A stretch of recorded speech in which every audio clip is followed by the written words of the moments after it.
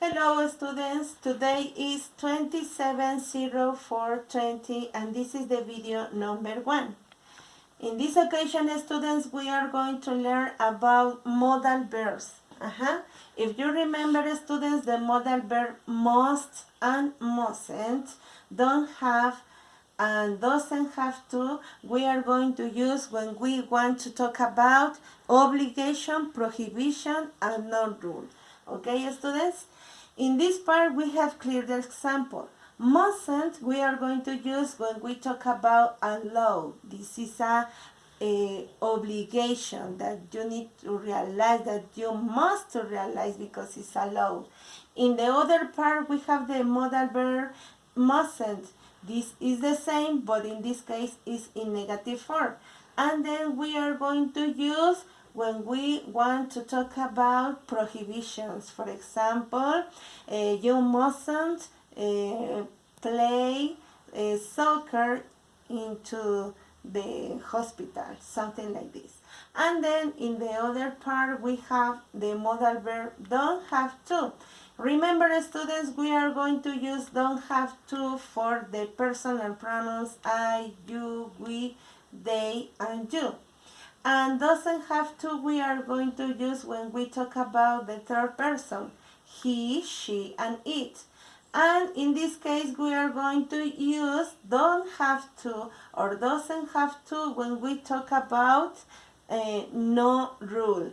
Is allow this activity. For example, in this case, in the Paris, when you are in the school, you have to some activities, and then maybe you don't have to wear the uniform. Why? Because you are in a party, okay?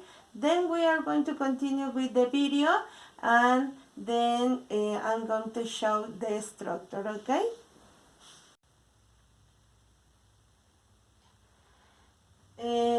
We are going to continue with the video number 1, students. The day for today is Monday, April 27, 2020. And the theme is obligation, prohibition, and no rule. Students, we are going to use the modal verb must and mustn't when we talk about, for example, rules. Must and mustn't are used to talk about rules, or for example, in this case, prohibition. Don't have to is used when we talk about no rule. But in this case, we have doesn't have to. Why? Because doesn't have to is for the third person. Don't forget that. In this case, we have don't have to, doesn't have to for no rule. And down the structure, you have the example. You mustn't feed animals at the zoo. This is a prohibition in this case. Why? Because maybe it's dangerous for the animals. The other sentence is, she must wear uniform at the school. This is all of obligation. It's necessary that she respect this rule.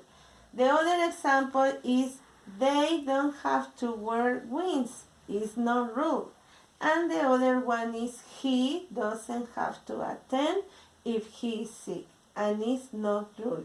In this case, is allowed. Okay, students, it's necessary that you copy the structure, copy the examples in the notebook, and then illustrate.